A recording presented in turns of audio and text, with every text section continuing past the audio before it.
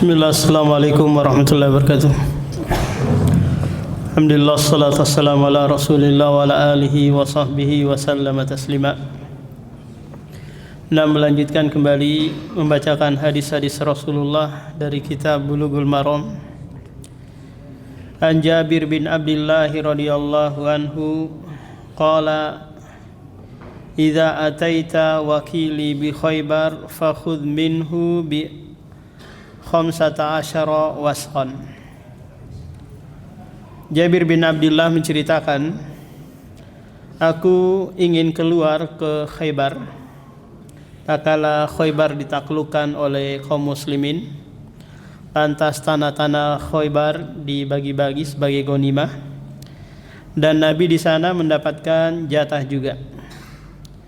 Fa'ataitun Nabiyya, lalu aku mendatangi Nabi. Lalu Nabi SAW berkata, apabila engkau menjumpai wakilku di Khaybar yang mengurusi tanahku di sana, maka ambillah darinya 15 wasak. 15 wasak itu Pak kali 60 sok sama dengan 900 sok kali 2,5. Hadis ini menjelaskan kepada kita tentang wakalah, perwakilan, di mana wakalah ini Pak dibenarkan di dalam agama kita, baik nanti wakalah yang sifatnya muamalah atau wakalah-wakalah yang nanti bisa masuk juga dalam beberapa contoh ibadah. Jadi orang lain yang mewakilkan kita dalam hal muamalah. Contoh dalam hal jual beli Pak, tak kala mungkin kita nggak punya barang, juga nggak punya modal. Lantas apa yang kita harus lakukan? Ya mungkin kita jadi wakil dari distributor mungkin, atau toko atau produsen gitu. Kita masarkan barangnya. Dan wakalah yang sifatnya kita mengambil keuntungan atau muawadhah. Mungkin dapat persen atau kita meng-up harga. Paham Pak? Ini yang kita bisa lakukan. Atau kalau toko-toko nggak mau jadi kita yang mewakilkan dia dalam memasarkan barangnya. Oh mungkin si pembeli yang kita menjadi perwakilan dia membeli ke toko-toko. Paham? Karena hukum asal Pak di dalam agama kita, menjual sesuatu yang tidak kita miliki itu tidak boleh. Paham? Sama halnya dengan dropship yang dipakai, sistem yang dipakai oleh orang-orang yang jualan online itu. Paham? Di mana mereka memajang barang-barang, foto barang gitu di Facebooknya atau di media sosialnya. Kemudian ketika ada yang mau pesan barang, langsung dia suruh agen atau distributor kirim langsung ke konsumen. Nah ini nggak boleh, Mbak, nggak boleh. Karena dia bukan wakil, karena dia statusnya penjual. Kalau mau dia izin dulu ke agen atau distributor, boleh nggak Pak saya jadi wakilnya untuk memasarkan barangnya. Ketika ada yang pesan, nanti ditransfer ke dia atau langsung ke distributor, nggak ada masalah. Karena kalau dia menjual sesuatu yang dia tidak miliki, maka Pak, ini tidak boleh. Paham? Ini tidak boleh. Atau dia menjual sesuatu yang dia tidak miliki tapi dia sifati dan nanti bertanggung jawab untuk menghadirkan barang yang dipesan orang. Tapi dengan syarat orang yang beli itu harus nyetor full pembayaran di saat akad. Lantas bagaimana kalau sekiranya sistem pesan saja? Pak saya pesan ini ya. Tapi dia nggak ngasih uang apa-apa, dia pesan aja. Bapak pergi belikan dulu ke toko atau kemana gitu, dibawa keluar barang itu, kemudian nanti ajakin yang tadi pesan itu, Pak barangnya sudah ada, Bapak mau beli atau enggak? Paham? Kalau dia bilang, oh saya enggak jadi, maka bapak jangan maksa, karena dia hanya baru apa? Baru mesan, belum jatuh akad.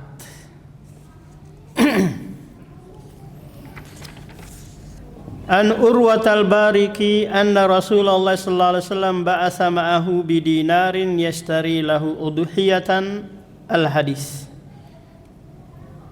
Urwa al-Baqi ini sudah berlalu hadisnya Pak, di mana Rasulullah pernah mengutus dia untuk membeli seekor kambing, dikasih uang 1 dinar.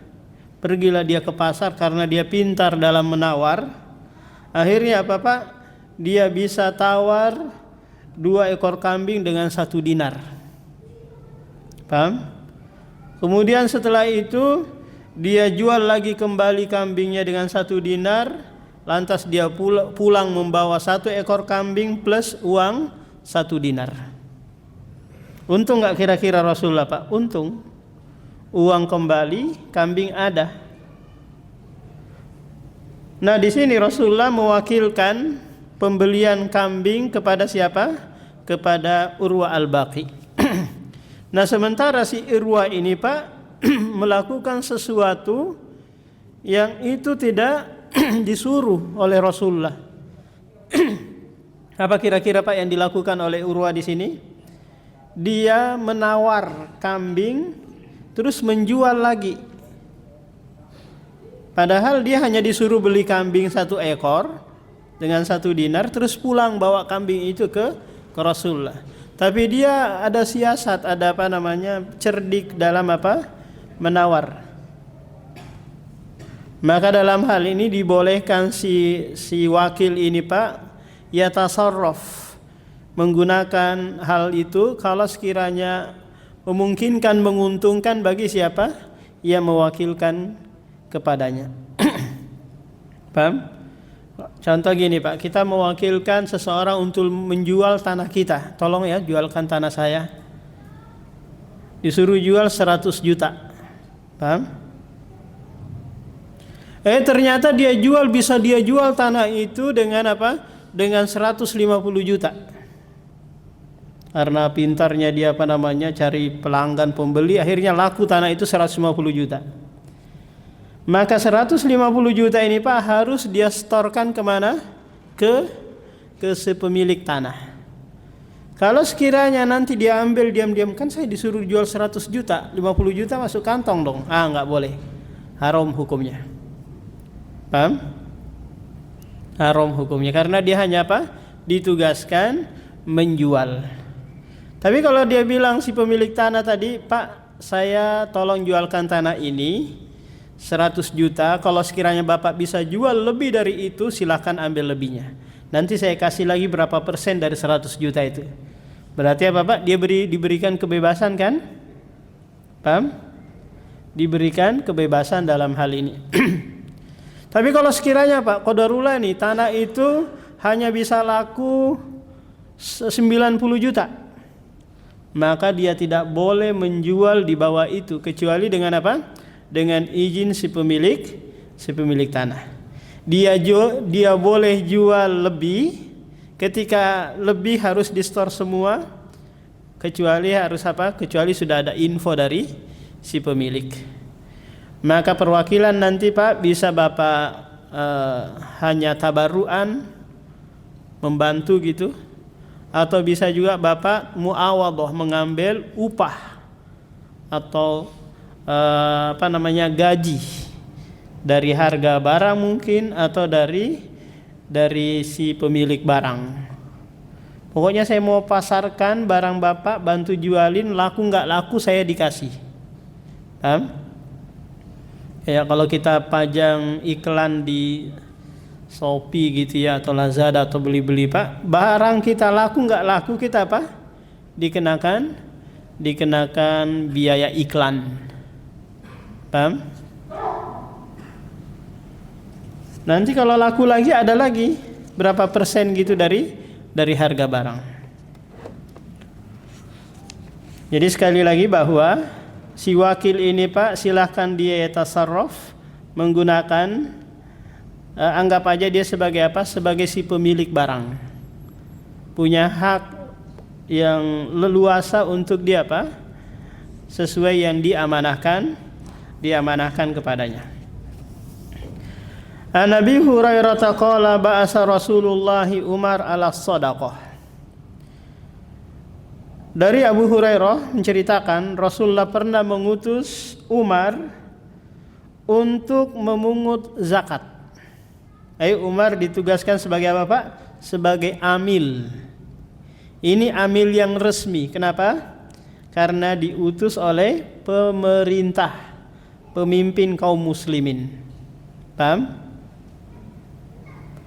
Nah, amil yang seperti ini nanti yang berhak mendapatkan upah kerja, bukan presentasi dari uang zakat yang masuk atau zakat yang masuk, tapi hanya upah.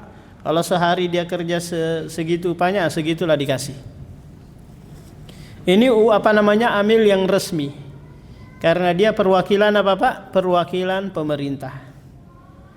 Adapun DKM atau musola yang memungut zakat kaum muslimin tanpa ada izin dari Baznas, maka dia bukan apa, Pak? Bukan perwakilan pemerintah.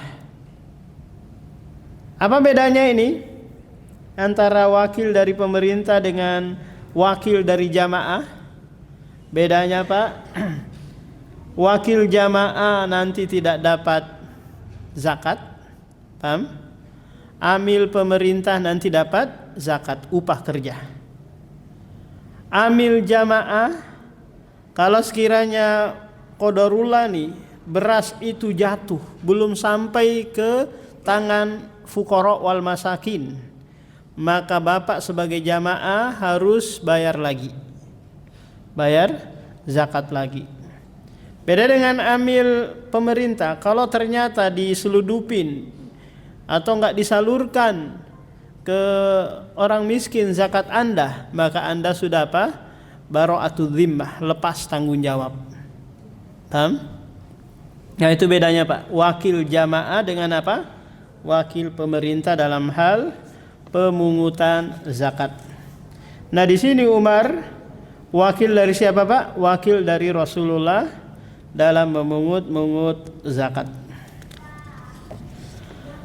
An Jabir radhiyallahu anna Rasulullah nahara salasan wa sittina wa amara aliyan ayyadbahal baqi.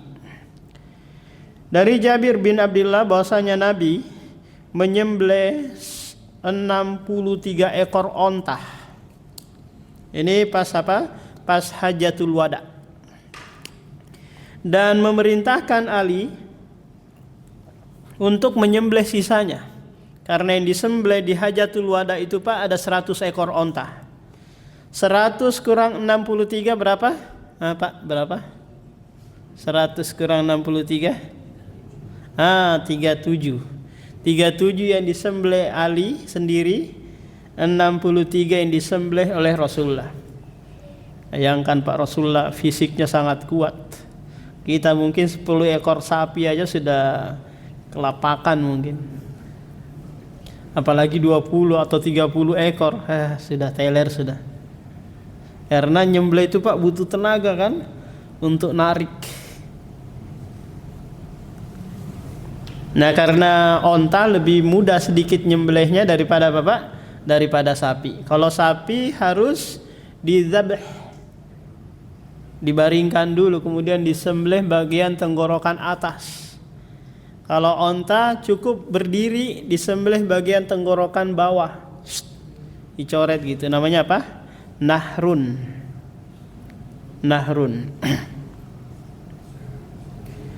Nah, di sini Ali radhiyallahu an mewakilkan penyembelihan apa? Penyembelihan unta.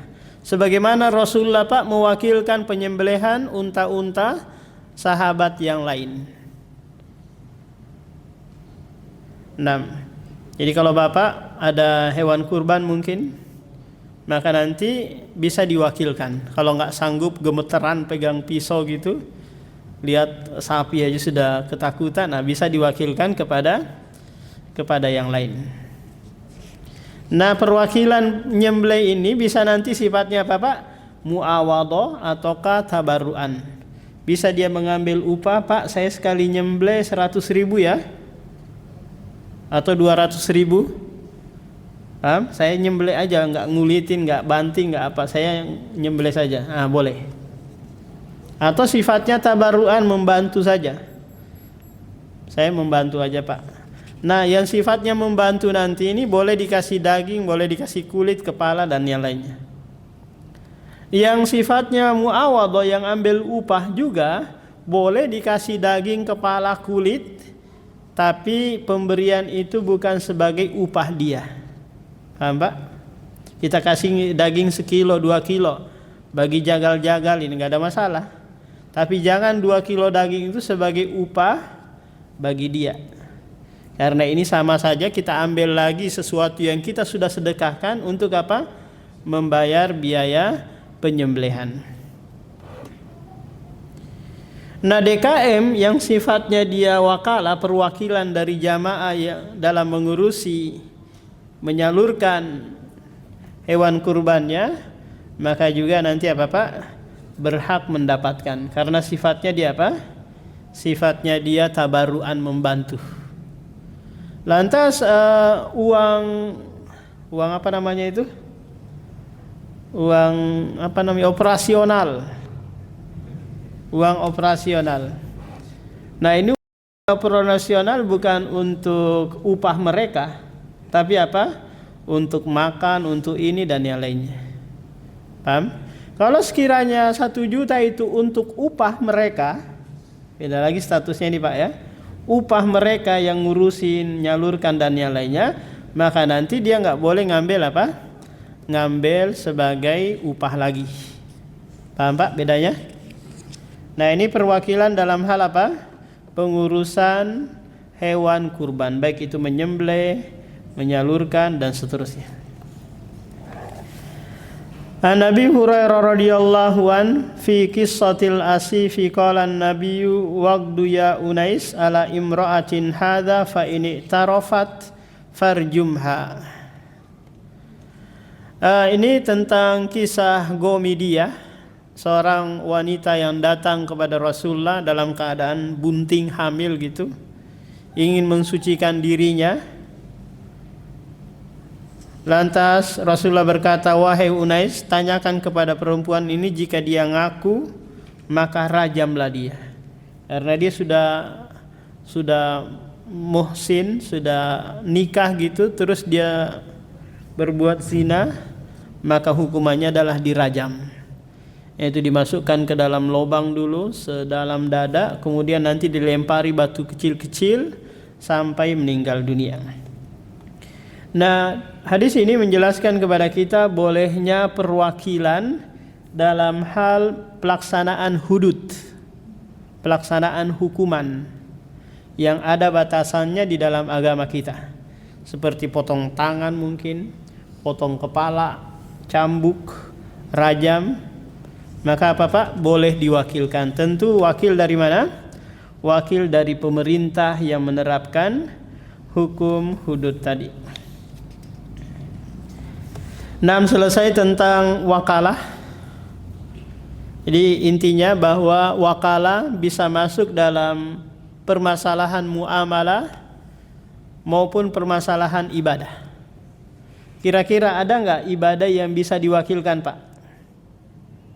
Ada kira-kira? Sholat bisa diwakilkan nggak Pak? Saya mau istirahat dulu sholat, minta tolong wakilkan ya. Ramadan nanti saya mau istirahat dulu, tolong wakilkan saya sebulan full puasa Ramadan, boleh nggak?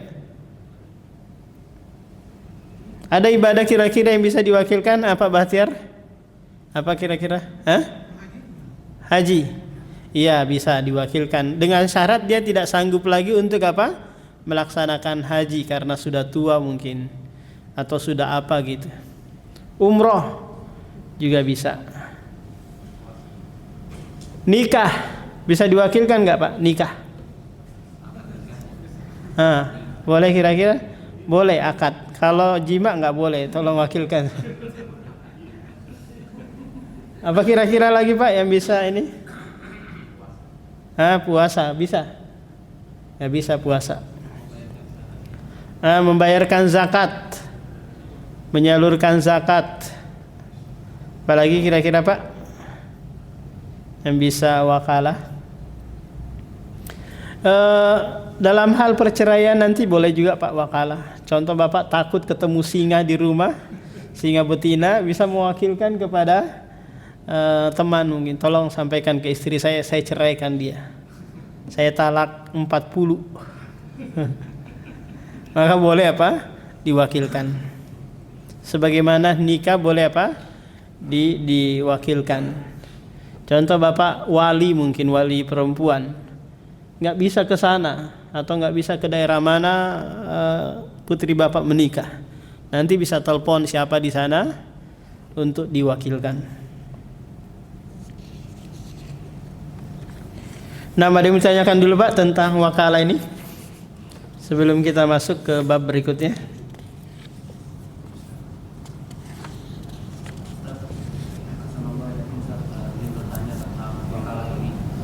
Apakah semua wakalah baik untuk ibadah maupun amal itu berhak mengambil part atau tadi yang membantu gitu ya? Iya. Apakah boleh semuanya atau Boleh semuanya. Contoh saya mau wakilkan seseorang untuk haji, maka saya boleh pasang tarif. Paham? Sekali badal 20 juta atau badal umroh sekali badal 1.500.000, pokoknya boleh dipasang tarif. Paham? Boleh juga sifatnya tabaruan, hanya membantu saja. Tapi jangan Bapak ambil tengah-tengahnya. Apa ambil tengah-tengah? Udah terserah aja sudah, berapa aja sudah. Ini enggak, antara tengah-tengah nih kan, antara muawadhah dan tabaruan. Udah dan nanti aja. Enggak boleh nih. Pastikan jual jasa kah atau hanya sekedar membantu. Kalau Anda memang menjual jasa untuk perwakilan dalam hal ini, maka antum harus pasang tarif. Harus jelas, enggak boleh istilahnya udah nanti belakang aja, gampang aja itu. Ini nanti ada jahalah, ketidakjelasan dari sisi saman, dari sisi harga. Nah, seperti itu.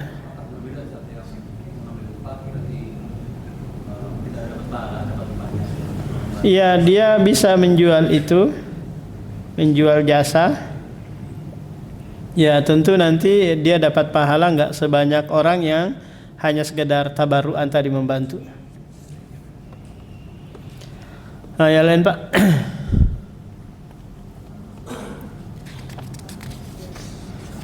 Kita masuk dalam pembahasan tentang iqrar. Iqrar ini Pak mengakui kalau sekiranya dia melakukan sesuatu yang itu ada sifatnya pelanggaran, maka nanti mudah untuk ditegakkan hukuman baginya. Paham? Tanpa harus berusaha lagi mencari-cari gitu. Enak kalau dia ngaku. Contoh ada orang yang dulu kerjanya nyolong kotak infak masjid. Paham? Dia datang ngaku, maaf Pak ya, saya dulu suka nyolong, ini saya balikin. Enak, tanpa harus dicari-cari. Paham? Ada orang yang kerjanya ngurusakin, dia datang ngakuin, maka tinggal dia ditegakkan hukuman untuknya. An Abi Dzar radhiyallahu an qala li Rasulullah kulil haqqa walau kana murran. Sampaikanlah kebenaran meskipun itu pahit. Meskipun engkau terasa pahit dan sangat berat nanti penderitaan yang engkau akan dapati, tapi kebenaran mestilah harus disampaikan. Meskipun ada resiko dan konsekuensi yang antum akan dapati. Contoh ada koruptor ngaku, konsekuensinya dia harus mengembalikan, harus disita hartanya, terus dipecat. Ya sudah, dia harus sampaikan hal itu, karena ini bagian dari syarat taubat dia. Dia harus mengakui i'tiraf. Demikian juga mungkin kalau kita punya kemampuan menyampaikan nasihat kepada pemimpin, maka sampaikan kepada pemimpin meskipun itu sangat pahit untuk didengar, diterima oleh pemimpin. Sebagaimana kita ketahui ketika Abu Zakaria Syarafuddin An-Nawawi diundang oleh pemimpin pada waktu itu, Raja Berbas, untuk mengiyakan usulan pemimpin pada waktu itu untuk memungut pajak dari rakyat. Paham, Pak? Karena pemerintah pada waktu itu mengalami kondisi ekonomi yang luar biasa, sementara pasukan Tatar akan menyerang, persenjataan kurang, paham, nggak cukup untuk melawan Tatar. Akhirnya dikumpulinlah ulama-ulama Baghdad pada waktu itu. Seluruh ulama, Pak, mengiyakan, membolehkan karena negara dalam keadaan darurat untuk memungut pajak kepada rakyat. Hanya Imam Nawawi mengatakan, saya nggak setuju. Raja dijual dulu, baju-bajunya, kemudian menteri-menterinya dijual. Uang hasil penjualannya nanti dikumpulin, dimasukin ke Baitul Mal, masih kurang baru pungut pajak. Kalau sekarang Pak Prabowo dijual dulu, menterinya Bahlil dan yang lainnya dijual dulu, setelah itu baru dimasukkan ke Pak Purbaya. Ada kekurangan, baru pungut pajak dari rakyatnya. Kata raja ke Imam Nawawi, saya nggak mau lihat orang ini, keluarkan dia dari ibu kota, dari Baghdad. Sami'na wa ata'na, aku dengar dan taat. Akhirnya dia keluar dari Baghdad. Ini Pak, pahit kan ya, tapi harus disampaikan kebenaran itu. Ternyata rakyat Baghdad sangat membutuhkan keilmuan Imam Nawawi, dan diusulkan kepada raja agar Imam Nawawi ini ditarik lagi kembali ke Baghdad. Apa kata Imam Nawawi, tunggu mati dulu rajamu baru saya harus saya kembali lagi. Akhirnya mati rajanya baru baru dia kembali ke Baghdad. Sangat berat kan Pak ya? Tapi kebenaran harus disampaikan meskipun konsekuensinya, resikonya harus dikeluarkan, harus dipecat dan yang lainnya. Yang sekarang banyak terjadi Pak? Mencari aman. Dengan mungkin menjilat atau memuji pemerintah.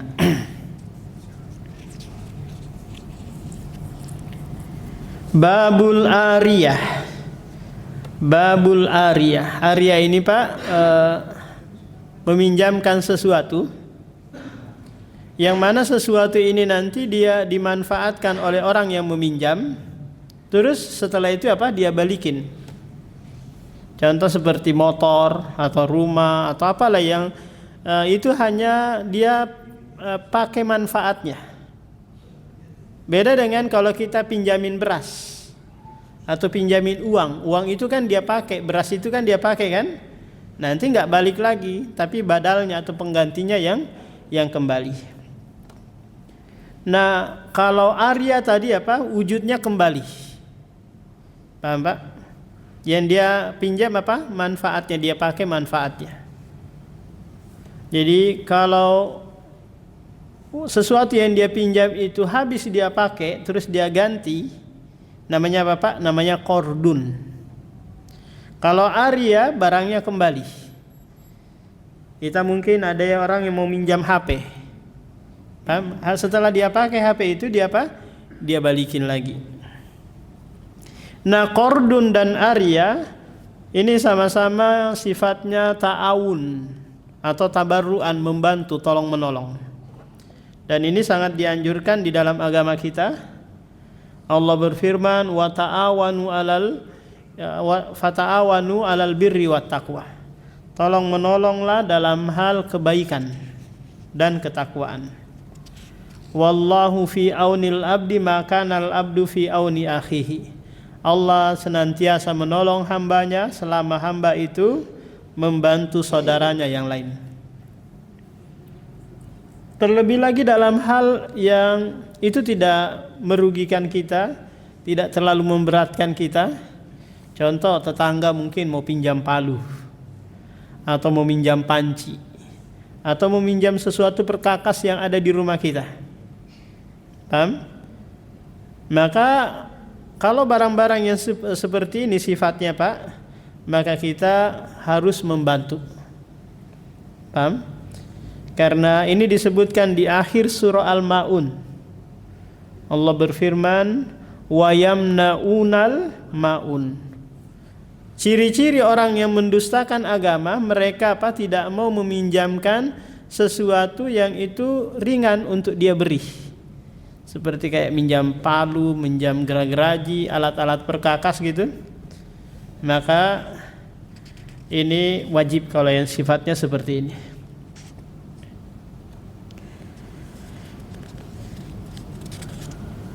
An Samurata bin Jundubin qala Rasulullah alal yadi ma akhadat hatta tuwaddiyahu. Ini kaidah yang disebutkan oleh Rasulullah Pak bagi mereka yang mengambil secara diam-diam ataukah meminjam barang tapi tidak atau belum membalikin, maka tangan yang mengambil tadi itu bertanggung jawab selama barang itu ada di miliknya, di sisinya. Baik dia ngambilnya secara muamalah yang baik, yaitu pinjam meminjam, ataukah dia ambilnya secara gosop ataukah mencuri, maka barang yang ada di sisinya itu Pak, dia bertanggung jawab. Paham? Contoh, dia minjam apa kira-kira? Minjam motor untuk dia pakai. Nah, ketika ada kerusakan selama dia pakai, selama motor itu di rumahnya, maka Bapak dia bertanggung jawab. Paham? Dia kembalikan sebagaimana dia awalnya meminjam. Beda halnya kalau sekiranya dia pinjam tadi, qadarullah belum diapa-apain motor itu rusak. Paham? Maka dalam hal ini ya dia balikin seperti itu, dia sampaikan kepada pemiliknya, Pak, saya belum apa-apain motor ini, qadarullah rusak. Paham? Maka nanti si pemilik barang yang bertanggung jawab untuk memperbaikinya. Jadi si yang memegang barang tersebut, maka dia yang berhak apa Pak? Bertanggung jawab selama barang itu ada di tangannya. Dan dia wajib mengembalikan kalau apa? Kalau barang itu sudah selesai dia pakai. Tapi kebanyakan manusia dalam hal ini Pak, pertama tidak mengembalikan barang kalau dia sudah pinjam, sudah selesai pakai. Atau yang kedua, dia pakai barang itu sampai rusak, terus dia balikin dalam kondisi rusak. Ini kurang asem kan Pak ya? Yang ketiga, dia pinjamin lagi barang itu kepada orang lain tanpa izin si pemilik barang. Contoh tadi dia minjam motor gitu ya, minjam motor beberapa hari. Ada tetangganya atau ada sepupu satu kalinya datang mau pakai motor itu, terus dia pinjamin lagi. Dia pinjamin lagi. Maka ini tidak boleh. Paham Pak? Dia harus apa? Izin dulu kepada si pemilik motor, Pak, ini sepupu saya mau pinjam, boleh nggak ya? Kalau dibolehkan, silakan. Kalau nggak boleh. Apalagi kalau dia diam-diam aja. Terus motor itu, kalau taruhlah qadarullah motor itu hilang di tangan keluarganya yang meminjam dari dia tadi, maka Bapak dia bertanggung jawab untuk mengembalikan motor tersebut. Atau kalau nggak bisa lagi ditemukan, dia ganti dengan motor yang sama atau lebih daripada itu. An Abi Hurairah radhiyallahu anhu qala Rasulullah addil amanata ila man i'tamanak wa la takhun man khanak. Rasulullah sallallahu alaihi wasallam menyebutkan addil amanah, tunaikanlah amanah terhadap orang yang memberi kepercayaan kepadamu, dan janganlah engkau khianati orang yang mengkhianatimu. Ini merupakan kaidah umum yang disampaikan Rasulullah kepada kita semua tentang permasalahan amanah. Kalau kita pemegang amanah, apakah sebagai seorang karyawan ataukah sebagai seorang yang dititipi sesuatu gitu. Taruhlah kita sebagai seorang karyawan, Pak. Kita diberikan amanah untuk bekerja di tempatnya dia. Taruhlah mulai dari jam 8 sampai jam 10. Jam 8 sampai jam 1. Jam 1 baru istirahat. Paham? Kita diam-diam sholat duhur di awal waktu, di 12:30. Berarti apa, Pak? Kita berkhianat, curi-curi waktu. Ustadz, saya lakukan ini karena dia gaji saya nggak dikasih-kasih. Nggak boleh. Wala takhun man khonak. Tidak boleh engkau mengkhianati orang yang mengkhianatimu. Paham? Jangan karena dia nggak ngasih gaji ke antum, antum akhirnya apa? Nggak amanah dalam hal waktu. Ini hanya keluar untuk sholat, Pak. Diam-diam keluar untuk sholat. Bagaimana lagi kalau yang nggak masuk, yang nggak datang kerja karena saya nggak juga digaji, padahal dia masih ada ikatan kerja dengan perusahaan tersebut. Kita mungkin sebagai seorang guru di lembaga sekolah. Ketika yayasan belum ngasih kita upah atau gaji gitu, karena qadarullah nih belum bayar SPP murid-murid, maka kita sebagai pekerja di situ ya nggak boleh juga apa? Berkhianat, malas-malasan turun, nggak pernah izin, ngajar juga malas-malasan dan yang lainnya. Ini apa Pak? Tidak amanah.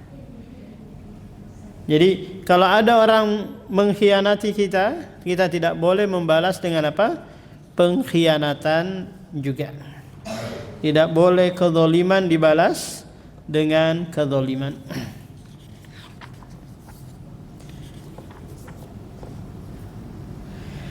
An Ya'la bin Umayyah qala li Rasulullah sallallahu alaihi wasallam idza atatka rusuli fa'atihim salasina dir'an. Qala ya Rasulullah a'ariyatun madmunatun aw ariyatun muwaddatun. Qala bal ariyatun muwaddatun. Dari Ya'la bin Umayyah qala li Rasulullah bersabda kepadaku, idza atat rusuli, apabila utusan-utusanku datang menjumpaimu, maka berikanlah 30 baju besi kepadanya.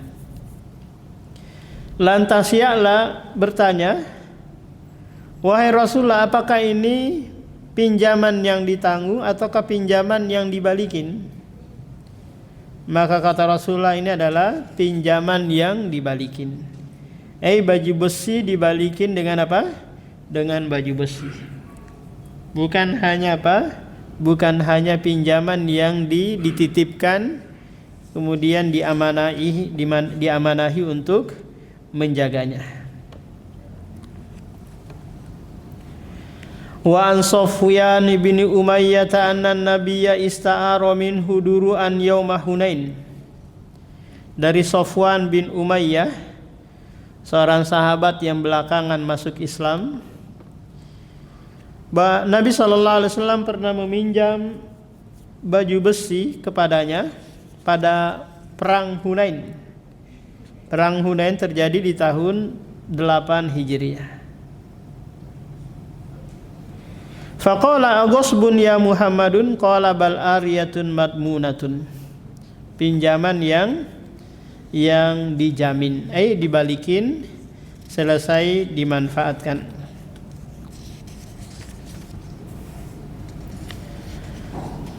Babul ghasbi, gosop adalah mengambil harta orang lain dengan apa Pak? Dengan terang-terangan. Bedanya apa dengan merampok atau menjamret? Kalau menjamret itu mengambil harta orang lain dengan cara terang-terangan plus kekasaran. Paham? Kalau gosop ini Pak, dia ngambil gitu, nggak sembunyi-sembunyi, tapi tidak dengan apa? Dengan kasar. Kalau di pondok pesantren biasanya terjadi apa Pak? Pakai sabun santri yang lain atau handuk yang lain atau sendal yang lain, tapi nggak izin. Ini namanya apa? Gosop. Atau bapak mungkin mau ke WC pakai sendal orang lain dulu, bukan sendal yang disiapkan oleh DKM. Nanti aja ngomongnya di belakang. Ini namanya apa Pak? Gosop. Ini hukumnya haram karena menguasai atau memanfaatkan harta orang lain tanpa apa? Tanpa izin. Beda halnya nanti mencuri. Kalau mencuri itu mengambil diam-diam di tempat penyimpanan harta. Ini namanya apa Pak? Mencuri. Kalau koruptor ini apa Pak? Mencuri atau bukan? Kalau koruptor bukan mencuri, bukan juga gosop, bukan juga merampok, tapi di mereka adalah pengkhianat. Paham? Pengkhianat. Mereka diberikan amanah oleh negara menyampaikan BLT ke masyarakat 600.000 atau 1 juta, disunat di provinsi 50.000, disunat di kabupaten, kecamatan, lurah, RT, sampai berapa?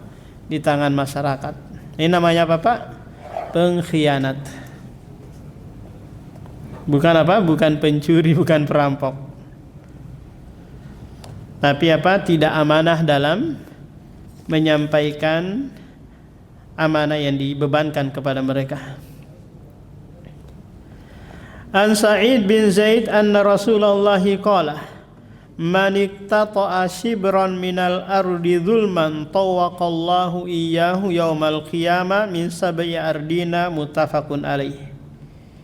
Dari Sa'id bin Zaid bahwasanya Rasulullah bersabda, barang siapa yang mengambil sejengkal tanah orang dengan cara yang zalim, maka Allah akan gantungkan di lehernya nanti pada hari kiamat plus 7 lapis bumi. Kalau dia ambil 1 jengkal Pak, plus 7 lapisnya sampai ke bawah, terus nanti dikalungkan di lehernya. Bagaimana kalau dia ambil 10 kali 10? Sebegitu juga dikali 7. Apalagi kalau dia ngambil 1 hektar. Nah ini yang banyak terjadi di kota kita tercinta ini, Balikpapan. Bagaimana caranya? Membuatkan sertifikat tanah orang atau mengaku-ngaku tanah orang. Akhirnya apa? Tumpang tindih. Yang tadinya tanah orang ini hanya segel atau girik gitu ya, dia kerjasama dengan BPN untuk membuat sertifikat. Paham? Atau ke Jakarta sana mencari ketikan yang tahun 50, buat sertifikat yang ketikan lama. Nah ini apa? Cara-cara mafia tanah untuk mengambil tanah orang. Nah ini masuk di dalam hadis ini Pak. Makin banyak tanah yang dia ambil dengan cara yang zalim, maka itulah juga dikali 7 nanti 7 lapis bumi, kemudian digantungkan di lehernya pada hari kiamat. Berarti apa? Bebannya luar biasa. Lantas BPN yang kerjasama dengan mereka sama, masuk. Mereka masuk dalam kategori apa Pak? Ta'awanu alal ismi wal udwan, tolong menolong dalam hal kemaksiatan. Betapa banyak di Balikpapan ini Pak, tumpang tindih tanah, akhirnya apa? Berlapis-lapis sertifikat. Ya ini bahaya. Nah demikian Pak. Ada yang ditanyakan sebelum kita tutup? Kalau tidak salah kemarin Bapak bilang kalau kita menjalankan sesuatu semua orang kita tidak boleh mendapatkan ibadah. Iya. Gimana hukumnya dengan sewa menyewa Pak? Ya, sewa menyewa dia babnya ini Pak, babnya muawadhah. Bukan pinjam meminjam itu. Dia sewa menyewa. Di mana dia dapat imbal balik. Paham? Dia ngasih rumah, orang yang itu ngasih apa? Ngasih uang per bulannya atau per tahunnya. Paham? Beda dengan pinjam meminjam, dia nggak ada ngambil apa-apa kecuali hanya mencari pahala. Paham? Satu tabarruan, satu muawadhah. Muawadhah itu Pak adalah akad yang dimana kedua belah pihak mendapatkan manfaat. Bapak yang nyewakan rumah dapat apa? Fulus. Kalau bapak pinjamin berarti bapak nggak dapat apa? Fulus. Paham? Yang lain Pak. Kalau orang tuh bawahnya dikeruk, bawah dikembalikan lagi, tapi jelek itu gimana? Ada yang dikeruk tambang ini. Dia ngeruk ngambil batu baranya aja. Dikembalikan lagi. Bapak dapat anu enggak? Enggak, dia biasanya ada tanah kosong atau tanah yang tadi itu nganggur. Dia nyuri berarti itu Pak, nyuri. Karena hak Bapak di tanah itu mulai dari permukaan sampai 7 lapis bumi. Paham? Sampai 7 lapis bumi dan 7 lapis langit kalau bisa Pak. Maka orang nggak boleh membangun di langit pertama, itu punya Bapak, itu sampai ke atas. Dari dasar sampai ke atas sampai ke bawah itu punya Bapak. Ada yang mau bangun di atas tanah Bapak harus izin. Paham? Apalagi memanfaatkan mengambil sesuatu yang ada di bawah tanah Bapak, itu mengambil secara zalim. Itu batu bara, mungkin di bawahnya ada emas, ada berlian dan yang lainnya, itu punya Bapak semua. Paham? Meskipun dia balikin isi tanah kosong, tapi dia ambil. Jangankan batu bara, tanah saja Pak yang dia ambil, bukan dia patok atau buatkan segel, dia ambil tanahnya, mungkin pasirnya, itu juga mengambil cara yang zalim.